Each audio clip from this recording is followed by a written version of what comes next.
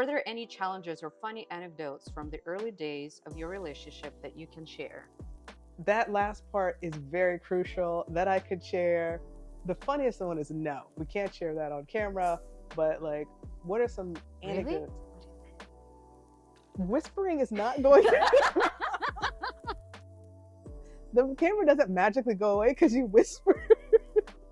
I'm so curious now. You are mic'd up, girl. I'll tell you later. But a funny anecdote. I don't know, what are some of the funny things in the beginning? That definitely the I was the first woman that you officially dated. Yes. So to me, navigating. Oh, was that how I fell off the bed? Yeah, I think that was that the one. I'm sure. But listen to navigating that in the beginning. You, I felt like that was interesting. Well, I can tell you with the challenges is from what I heard from you, even what you shared, is that some of your friends were very protective of you, right? Starting a relationship with me, just because of the people coming from a straight world sometimes are just experimental, adventurous, right? Curious, but it doesn't mean that they're truly interested and serious in their pursuits. Well, so it's twofold, right? So that's one. There is this experimentation. Could be, oh my gosh, she just wants to try women and not looking for anything serious. And just move on, and you're going to get hurt. Like, don't invest, and don't put your feelings into this relationship. So from the majority of my friends, I would say that was a protective. But there was also a smaller camp of gays that were concerned about the bisexuality piece. Oh, I told you about that, which is an interesting dynamic in the lesbian community as well too, about, I don't even know what word I would use, the frivolous nature of bisexual people. It was at this time, I feel like with Tinder, Bumble, Hinge, like everything else, the dynamic has changed with people. But before this, I don't know, like people were telling almost these urban legends about bisexuals and whether or not they could actually be committed or stay in relationships or what they wanted. So it was twofold. I was getting the Patrice, protect your heart because it could be experimental. Yeah. And hey, Patrice, protect yourself because she's bisexual. Ooh. So yeah, you kind of don't know what to expect there. But yeah, but those people were. And I feel like on my side, what was challenging is that I was very excited about the relationship. And like we already established, it was long before we actually actively started dating that I was already infatuated with you. And so I really wanted to have people around me that I could share this excitement with, and I felt a bit reserved around that because I just didn't know how people would take it.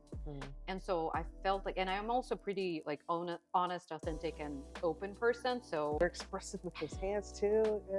Yeah, it's difficult to have people around me that I could easily confide in outside of, for instance, Christina, who was privy to that from the very beginning. And then also I'm very close with my mom.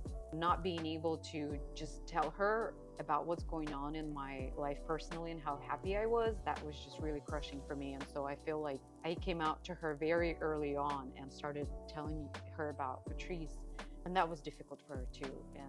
And I think you're missing a cultural component here. So I had been out for a while, so we're missing that now.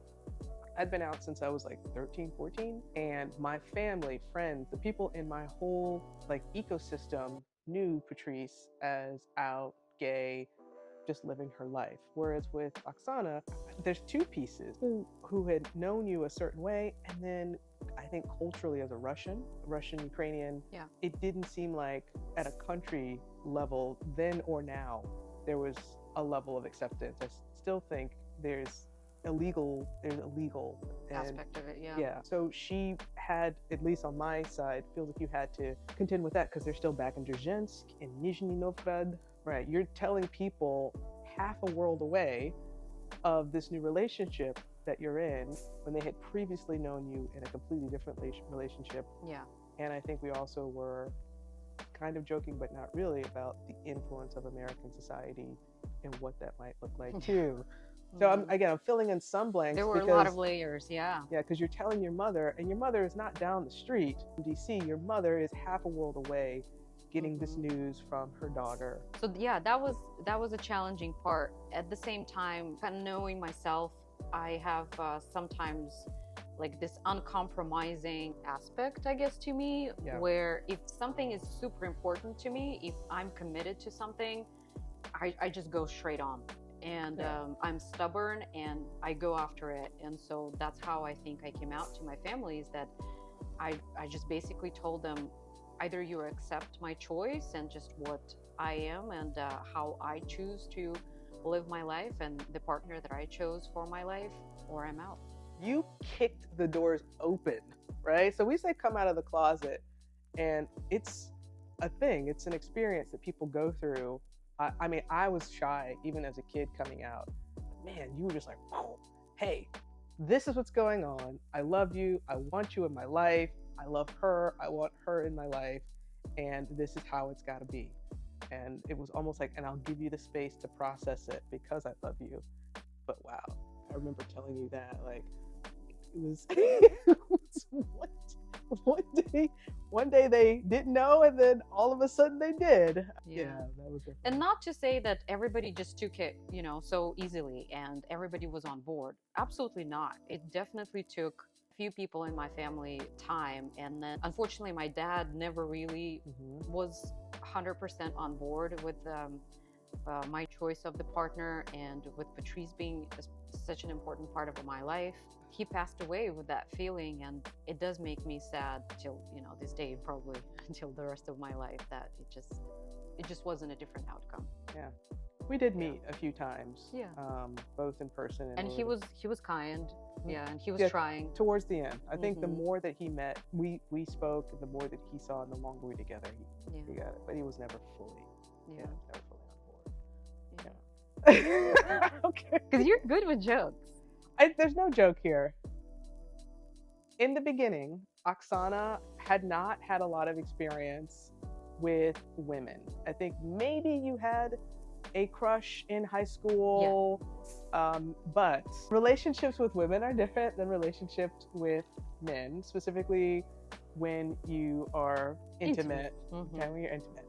And what's funny that I'm trying the best way to come on camera is that I feel like you use more space in bed with two women. Okay, when two women are together, I can see that. There are more configurations, there's more options. You are using more real estate in and on the bed. Okay.